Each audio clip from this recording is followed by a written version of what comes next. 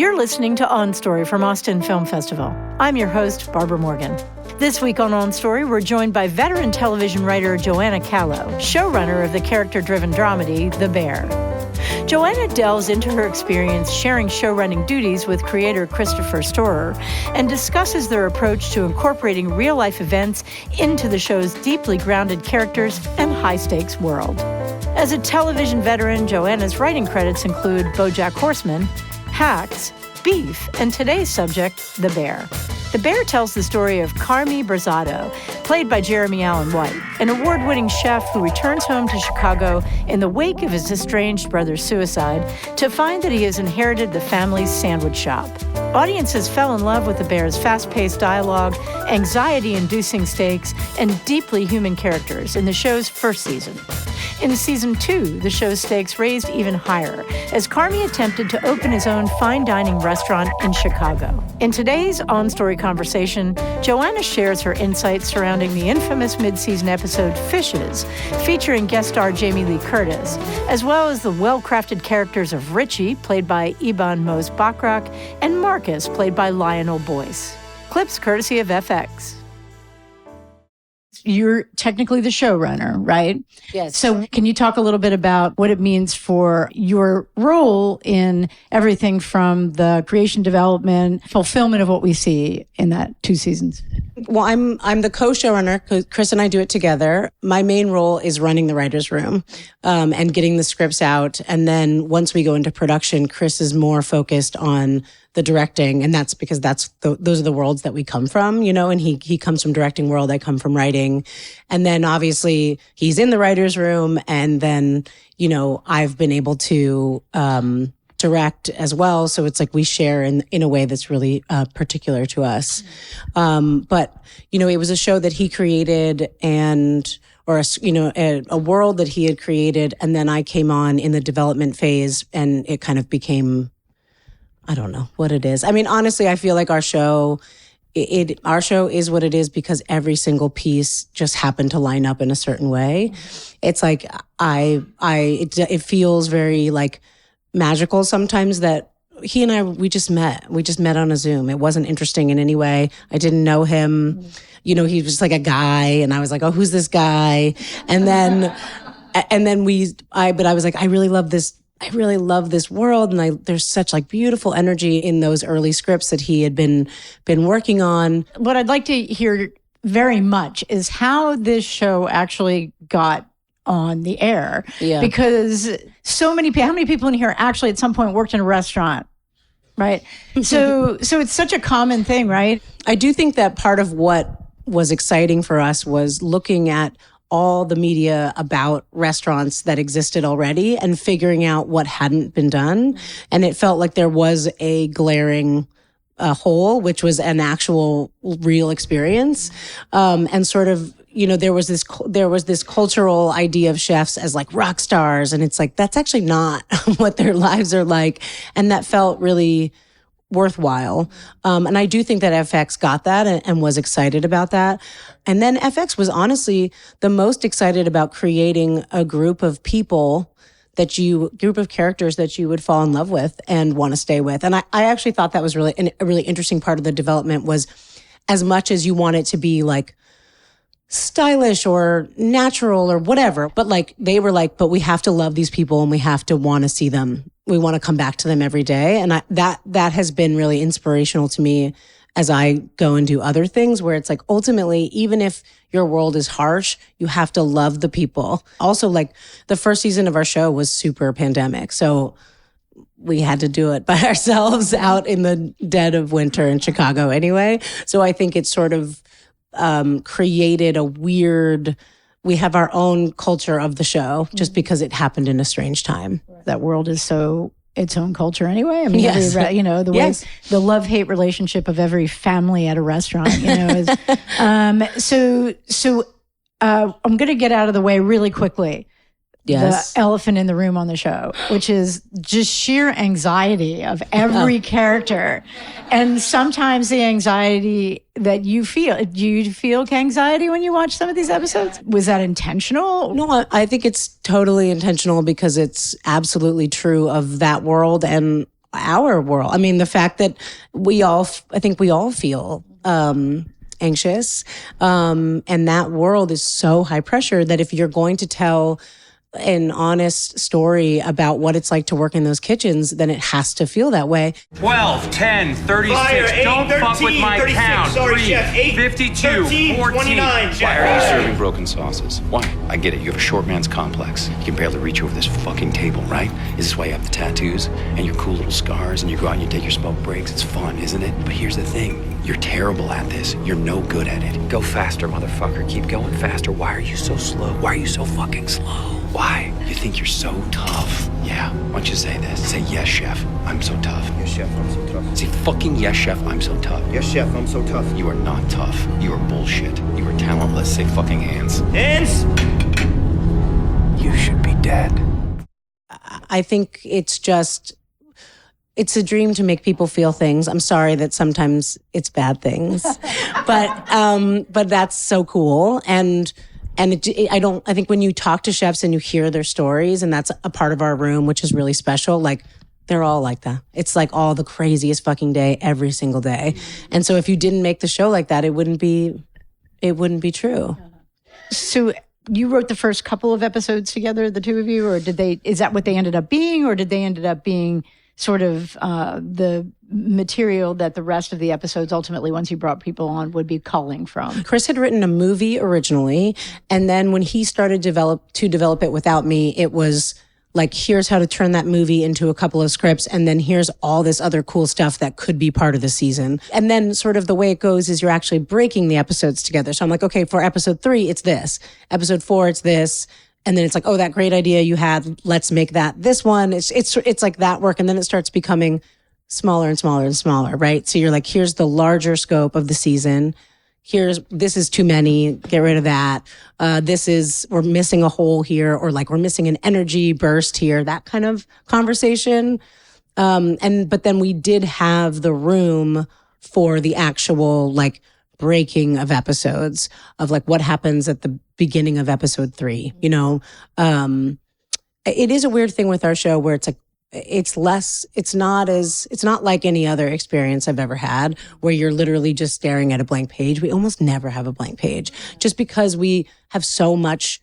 But then like last year, we did so many great interviews. There's so many true stories that you can literally just take and then put onto a character arc. So I don't know, maybe we're cheating. Well, it seems to be working if you're cheating, so keep cheating. One of the pieces of the development of the first season that I thought was really interesting was how you sort of give us these tasters of each character. Like, we didn't really learn about a lot of these characters, and they're not, I feel like, not traditionally developed in the pilot, and even in episode 2 or 3, you're really getting them bit by bit, and nuggets when you get one, and sometimes surprising nuggets, right? So you said that what they cared about were the characters in here, and they're people we would love, and I feel like we're falling in love with them, right? Like, it's wonderful to get these sort of petals of these people bit by bit. So I'd love to hear how you approach that, especially if you're taking real material from people's lives and injecting it. It's a testament to FX that they let us not show you who the character is going to become in the pilot, because I do think that is common now. There's so much like work on putting everything in the pilot, and I get it conceptually, but that's obviously not how humans work. If you're going to change, it's probably temporary. And then, or if you do actually change, it takes a while. And so they let them be. But again, that's from it being just honest of like how many people would actually be in this kitchen. We don't have to know all of them the same amount, but they all need to exist in this space. I think it just becomes like, it's just a math problem. But my favorite moment of the first season is when in the review, when you come around and you see Marcus drop the donuts and they pop up. It was just such a beautiful mix of like a great moment for that character. And I love Lionel so much, and he's such a good actor. And also like having the camera there and catching the moment where I was like, this is like the height of some nice work. Yeah, and the bits and pieces of let's take Richard, for example, because you really he was one guy in season 1, Yes. for the most part. Yes. And then in season 2, we have that episode, Forks, Yes. right? It's weird. I feel like I grew up in New Jersey, and Chris obviously is from Chicago, but there are Richies abound in all these cities. And so I think it was, like, I dated a Richie for sure in high school. And I think Chris and I always loved him. And so we kind of knew that was sort of the job, right? Where I'm like, okay, where do we see this? Where do we see the softness of him? Where do we see his potential? And then I will also say that, this is a real thing about this industry, which is that it takes all people, and people do get inspired by the lifestyle. They get inspired by the rules, like someone like Richie. It's like he's so opinionated about his shit. But then if you give him this other thing to be opinionated about, but it's a little classier, there's fun. That's fun, Bogeys on 19, walk everything fast. Hey, Chef, what do all these different colors mean? Orange is a dietary restriction, yellow is out of town, green is a VIP, and blue means kitchen tour. And what about those notes? Table 15 likes to eat faster, so we speed up their tickets. 23 likes it slower, so we add an extra on moves not to back up the kitchen. 22 doesn't like people to speak to them. How do you know that? Know what? About the people eating. We have a designated staff member that researches each guest. Yeah, wiretap those motherfuckers. What's that ticking? Wait list. Minute somebody no-shows or cancels, we pull somebody up. How'd they get here that fast? Oh, we'll send a car. Gangster. Okay. There are all these people who you work at these restaurants your whole life, and you work your way up, or you start as a runner, and you work your way up to being the GM. And that's just a real story. And it was cool to make it fit on him. And he's just such a good actor that you can love him while you hate him, which I think is so special. Before we get to cast and all of that, I mean, obviously you have to build out this writer's room, and you've clearly had experience with that before. So, or at least in being in a room. So, and you have these concepts of scripts he's written. What is the beginning of that development process like? How are you deciding on who is going to populate your room? I mean, you talk about it being like magic people on your group, but it doesn't really always work that way, right? So. Oh, no. Lots of duds. Don't worry. I mean, for us, it was the first part of the development was just Chris and I. So it was like he had some original material. We revised them together. Then FX, they were like, okay, we're going to pick you up to make a pilot, but then also do like a short room to just talk about the season, which I was actually really excited about, because then if you plan for the whole season, you can go back and say, well, what do we need to plant for this pilot before we shoot it? You know what I mean? So I really appreciated that. So we had a small group of writers. Being a showrunner, it's not like fantasy football. You know what I mean? You don't get to just say, oh, I want her and him. It's a real business in this way that I think you forget. Like, it's who are my friends that I trust? Who has a voice that isn't represented? You're just reading. It can be kind of a slog, because it's this frantic rush to find the very best, very nicest, best writers, coolest people. It's just a disaster, so we're very lucky. And some of the, one of our writers now, in season 3 was our writer's assistant in season 1. But I, of course, was trying to figure out how to make sure that lots of different voices are represented, because obviously that's a part of the cast in the world. No question, the writing is phenomenal. But a lot of what also comes off to me are the people immediately they sort of embody somewhat the characters. And so obviously in the casting process, that must have been very directed. And, can you talk about how you actually chose certain people? Yeah, I mean, it was a really fascinating experience, because going into it, when we were looking at Richie, we were first starting with more like comedians that could make a more of like an acting turn. And then Evan's hilarious, but he is an actor, and that's sort of where we ended up going. So that was sort of an interesting journey. With Jeremy, it was like, oh, could Jeremy do it? You know what I mean? Chris knew Jeremy, and I didn't know him, but I remember seeing him many years ago and being like, that guy is so good. What's that guy doing? That guy's great. So he was very much the top of our list. And then I think Io was such a special discovery I think Io made that character. Like, I love the writing of Sydney, but I do think that Io's humor and sharpness and softness and intelligence, it just brings this whole other layer to what I think would have just sort of been like a type A person, you know? And so I think that Chris had worked with her and knew that she had a lot to give. So it was sort of a mix of like people we know versus like, you know, casting discoveries. And then we got to have people read together, which was really special. And I do think like a part of our casting process was trying to make people meet with us or read instead of being offer only, not out just because like you want to get a sense of people. You want to get a sense if they like you, if, you know, if you'd like them. And so there were some great people that were offer only and we said no, because we just really wanted to talk about it first. So everyone that's on the show was willing to read. The whole season 1, I'm like, okay, what is going on with Tina? Like, who is she really? Because she was kind of a mystery. You know? Yeah. And then that episode in season 2, but where the karaoke thing happened, I mean, I was floored. What we wanted to do was say that in season 2, they're all being pushed into these new places.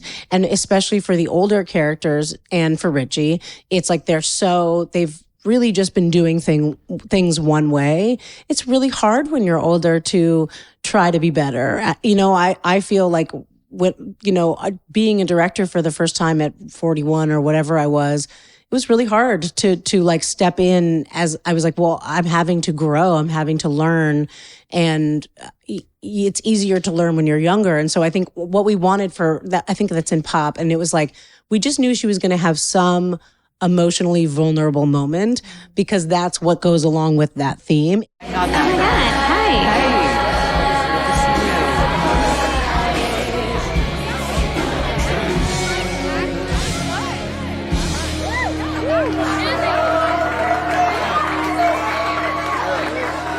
Tina, I think you're up.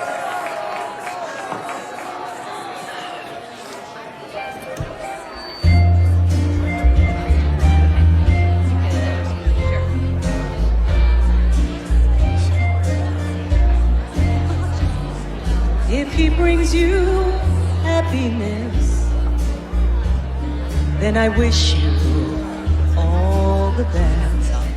It's all the same story. It's like, what is it like to not go to the beef every day, but instead to go to this school with young people and to put yourself out there?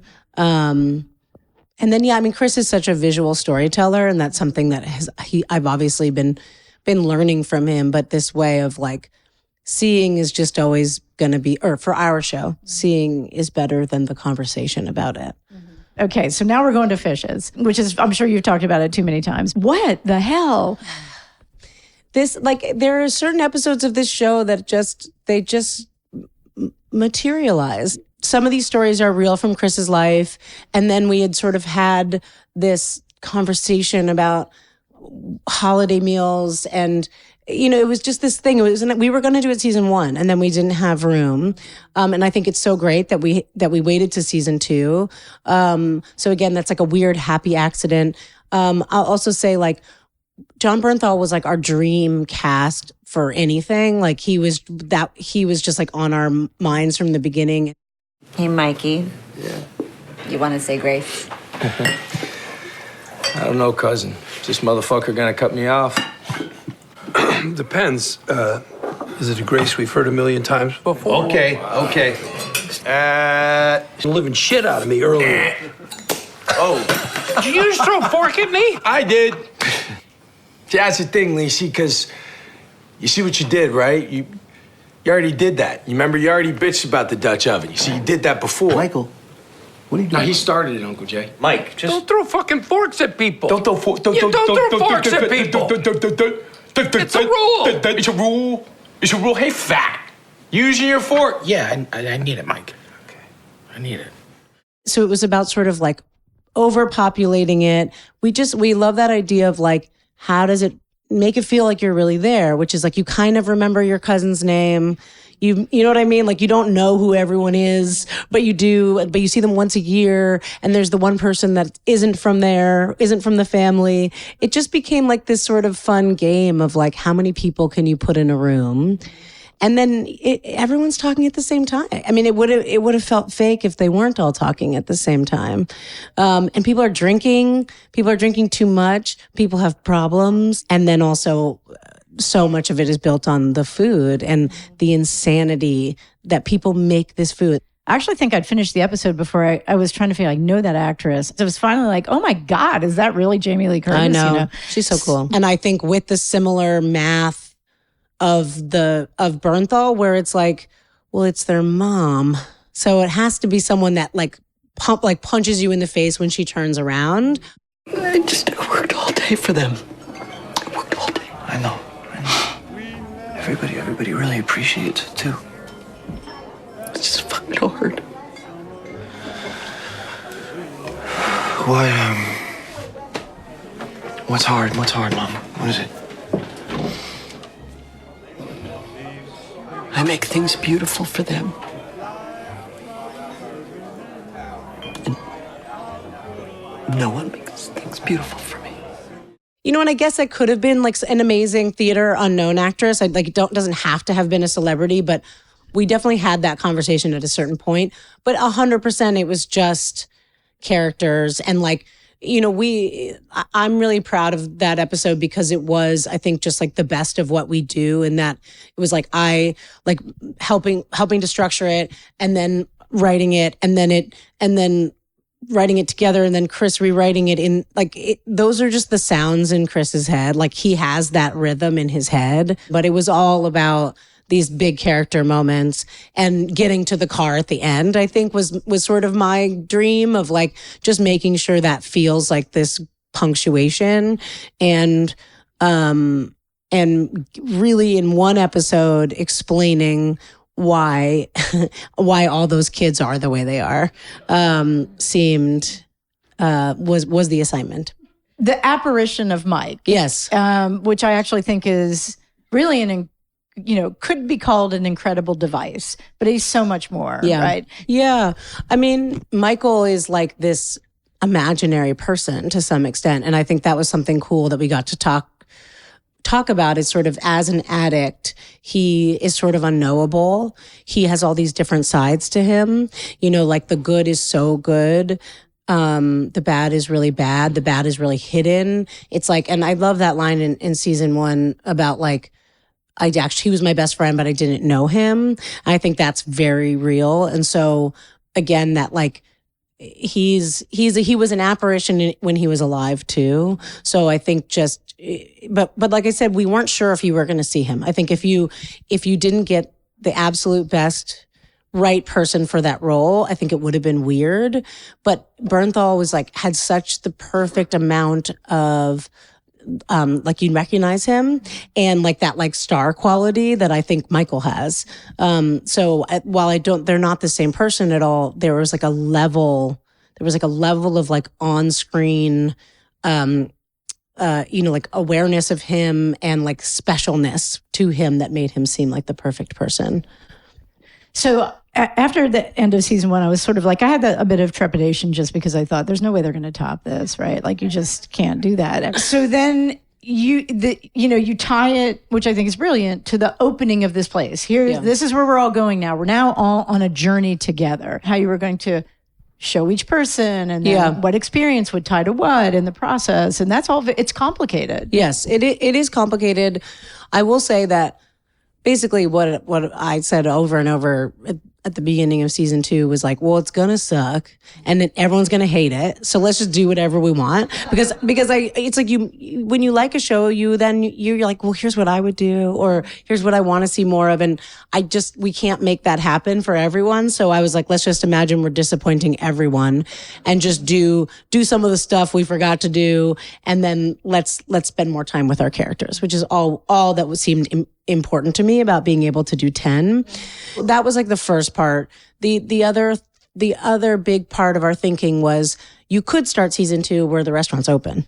You know what but we realized how fascinating the actual building of these places is. It's just as interesting. And Maddie would talk to us about building restaurants and like just how insane it was. And we were like, perfect. Okay, great. So then you have this natural thing, right? It's like, not only is that really specific to this world, really interesting, and like stories things I didn't know, rules I didn't know, all that stuff. But also you're leading to a built-in big finish, which is a dream, to not have to manufacture that stuff. So it just kind of felt obvious. It felt like it laid itself in front of us.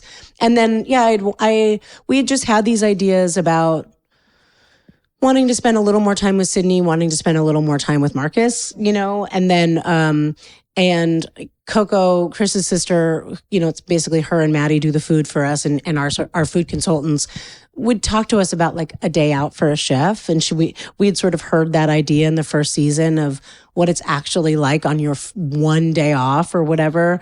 And it just sounded so cool and weird. Lionel actually got to go to Copenhagen first season to learn how to bake.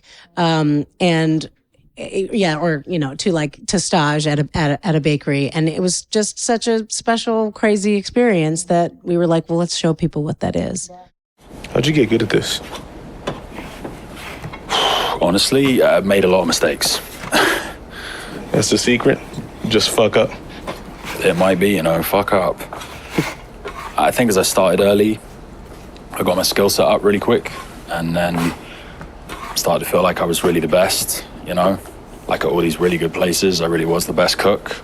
And then I started at this really great place as a commie, and this other chef started the same day as me. And I thought we were competition, but really we weren't. Like, he was better than me, much, much better than me. He worked harder and faster than I ever could.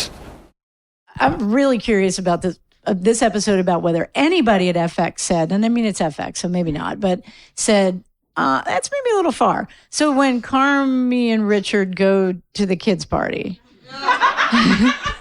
and I was even sitting there thinking, what did just happen? And we're not like thinking this is maybe something that could get the show in trouble. I actually forgot about that episode.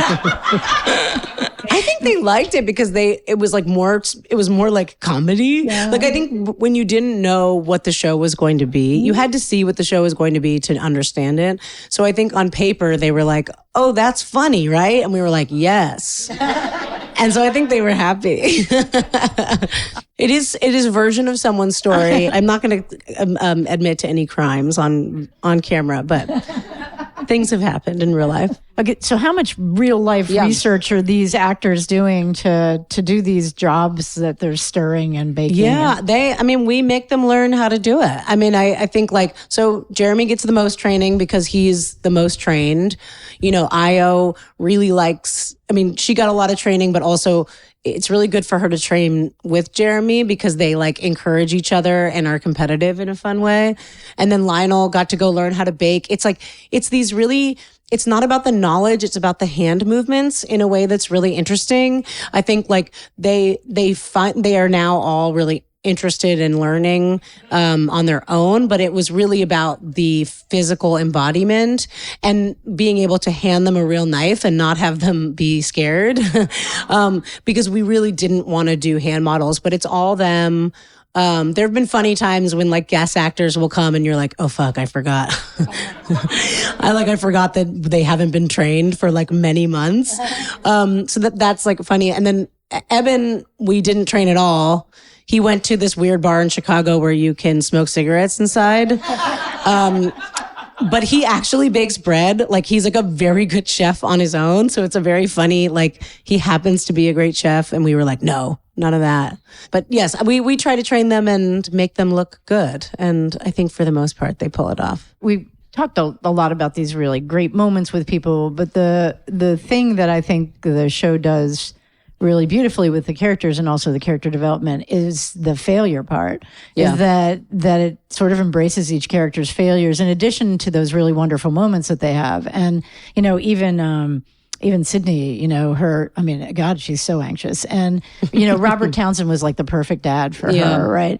And that part, when they have those little failures, it just makes me invested more in them. Yeah. And I feel like that failure of Carmy's, I feel like I really feel like I'm going to get something more out of Carmy now. I think I don't remember exactly how soon we knew the ending, But I think the larger idea of change is gradual, and you go back and forth, like you make gains in one way, but then when it's actually tested in another, you realize you actually aren't fixed at all, or, and I think that felt like a real thing that we knew we wanted to explore. I also think one of the things we're always interested in with Carmy is how much does his trauma and his toxic learning actually make him good at his job? Like, do you have to beat yourself up to be excellent? And obviously, I think he's wrong. I think what's actually interesting to me the most about the finale is that they have him. They have him, but that's not enough for him. That, he's on his own journey. So I want to ask that one. So can you talk about that scene under the table? We'll just leave it at that. That's so interesting. This is something that people are interested in, and we talk about it a lot. I almost don't want to say anything because it's whatever your experience with it is your experience. And I think for me, and I think for Chris too, they have a really special intimacy that isn't romantic.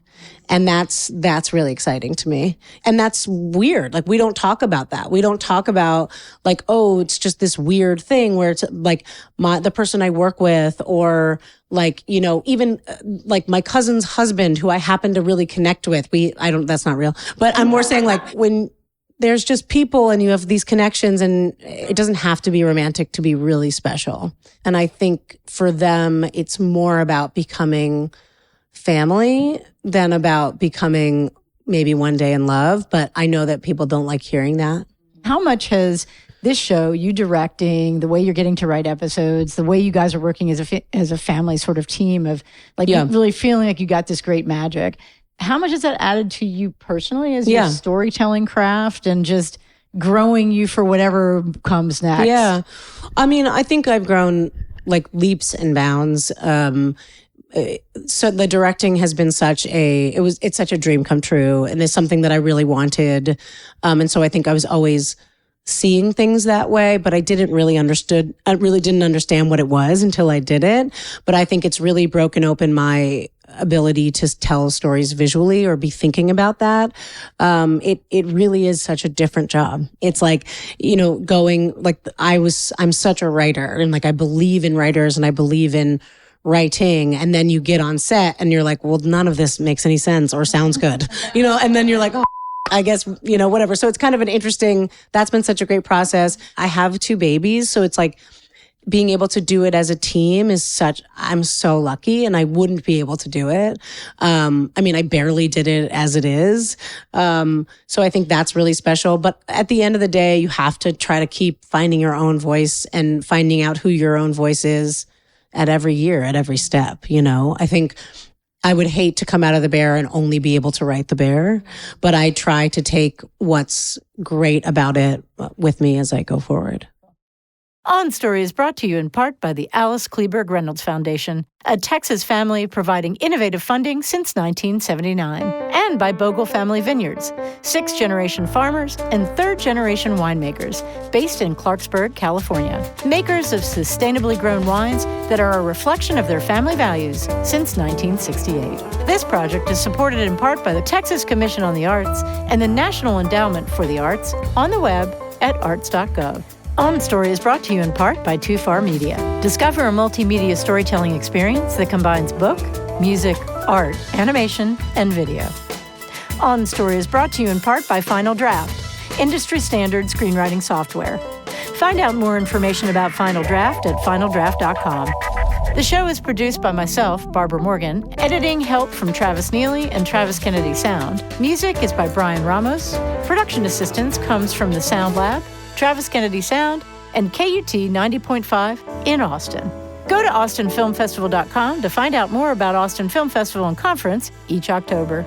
Until next time, I'm Barbara Morgan, and this has been Austin Film Festival's On Story.